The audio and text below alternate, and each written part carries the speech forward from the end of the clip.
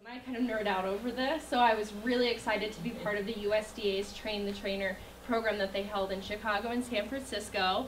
I am not an expert on this, but I'm learning about the procurement process, and just as a disclaimer, I don't work for a school district, so I don't work with the procurement practices day to day like Lisa and Mark do. So they can give you more nitty-gritty of how it actually works in their school, but here are some of the regulations. So I'm talking about mostly the federal regulations and not even really the product regulations. So what are we talking about when talking about procurement regulations and what money is being used for this? Well, cash reimbursement is a large majority of the school food budget, and then we have DoD Fresh and USDA foods, and there's some other programs that augment meal programs such as fresh fruit and vegetable, things like that. But for procurement, we're talking about cash reimbursement. So that's what the schools are actually buying direct through farmers, through their distributors, and through anything that they're paying for. So what is procurement? Well, that's buying the goods and services. So pretty self-explanatory. And for these regulations, the USDA does not define what local is. That's up to the school districts. And so any of the procurement regulations that I'm talking about, school food authorities decide what their definition of local is. And that may change per what they're doing their program in. So this is Pierre, South Dakota. And they could do it based on a regional, I thought this had Lisa point, regional, it could be part of the whole state, or just say like a 100-mile radius around a certain area. So why are procurement rules important? Well, this is taxpayer dollars that schools are using, and so all federally funded programs must use procurement practices to make sure that they're using their dollars wisely, and also to make sure that vendors are really stepping up to the plate and providing a competitive product. So procurement methods, I'm going to talk about two different methods here, informal and formal process. And what divides them is the small purchase threshold, which is set federally at $150,000, but in Montana, which states generally set them for lower amounts, is $25,000. If it was $150,000, almost all procurement would be informal. A lot of schools, and Lisa and Mark can talk to their different practices, most schools only bid out certain things. So often they bid their fluid milk as a separate bid, separate procurement from their other procurement practices. And often fresh produce is a separate practice, because if you set a price at the beginning of the year, that's going to fluctuate throughout the season. So you'll probably get a better deal by purchasing that off of the market rate rather than setting it at the beginning if you did a bid in the beginning for all of your produce. You can bid for a produce distributor, which is kind of a service as well.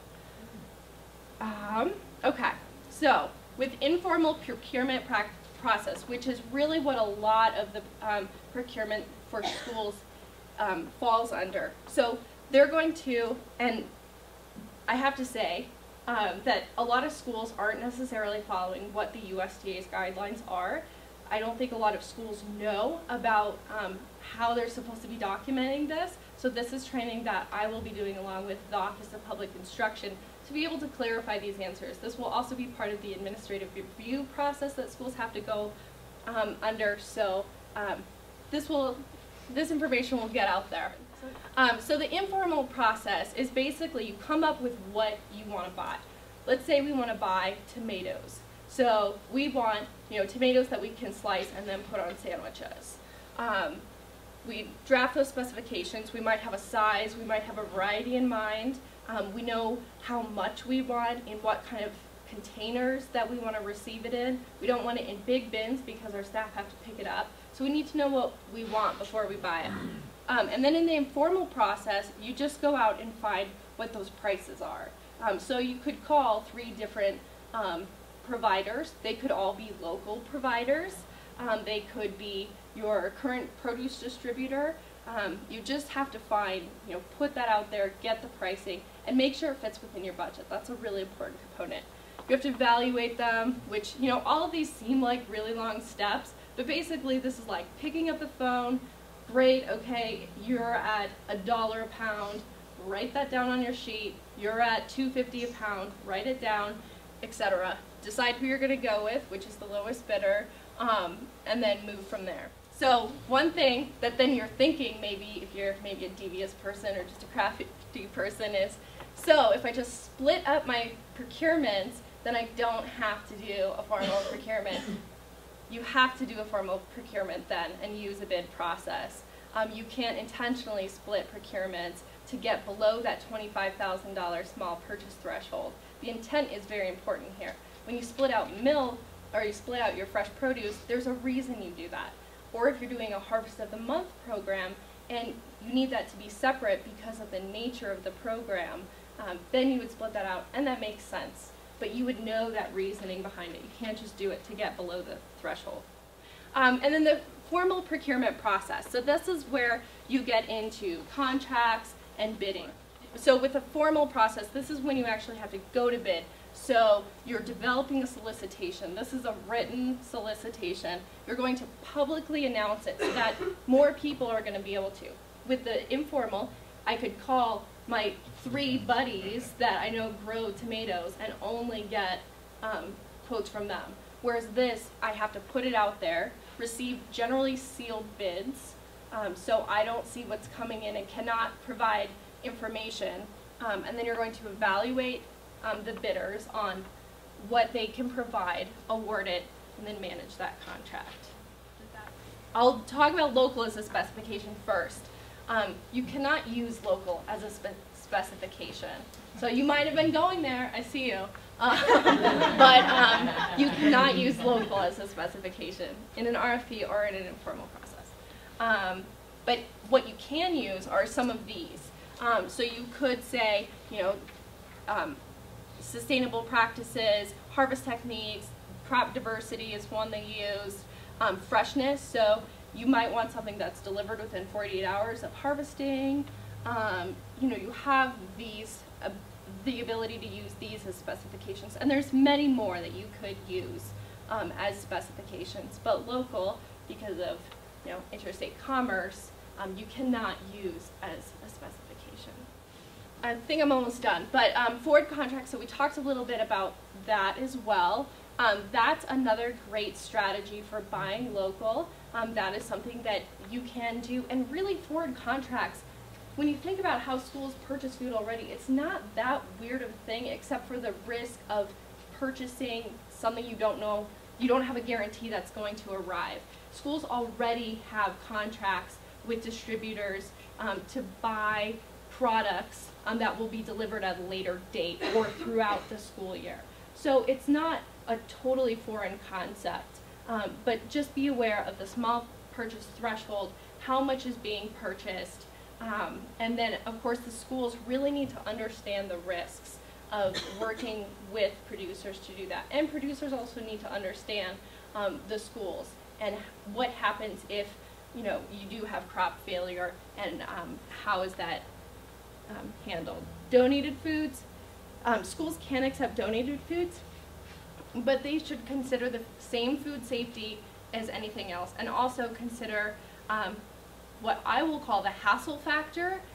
If someone shows up at your doorstep with a bunch of potatoes to donate during your meal time, that's an inappropriate time, and you might accept something that may not be safe because you're in a rush. So I would work with producers donating foods only if that was kind of a plan that was discussed in advance. So geographic preference. I'm not going to get too deep into this, but it is a strategy that you can use, and it only covers federally unprocessed agricultural products. So it includes all of these methods. These are allowed under the geographic preference rule. So you can see, just wanted the whole list. So you can see that chopping and freezing, that's acceptable under geographic preference. What's not acceptable is cooking and freezing. So how do you incorporate geographic preference? You're first going to define what local is. So using those 3 examples Is it 100 miles? Is it in your state? Is it a region? Then what procurement method are you using? Informal or formal? Decide how much preference. Then be sure you are clear about how you're applying the geographic preference. So this will make more sense with an example. So we have 3 producers here, okay? We have their prices at the top of what they're bidding. And these are all the same apples. The geographic preference, we decided in advance, and we were clear on this, that we were awarding 10 points for whoever met our geographic preference definition, which was produced within 100 miles of our school. Apple Lane Farms was the only farm that met that geographic preference, so they get 10 points, okay? Bob's Best and Owens did not. So then when we're evaluating the bid, we look at this price. So we've taken 10 points, or this is 1.1 penny. So we've taken 10 cents off of their bid price to this price. So now, rather than evaluating them on the top prices, we evaluate them on these bottom prices. So, yay, Apple Lane Farms, our local apple grower, wins the bid. But we still pay $2.05, which is all right because we know that works within our budget. That's a really important part. So that's how you apply geographic preference. You can also use a percentage. You can use a different point system. The USDA allows you to define it, but it cannot restrict fair and open competition.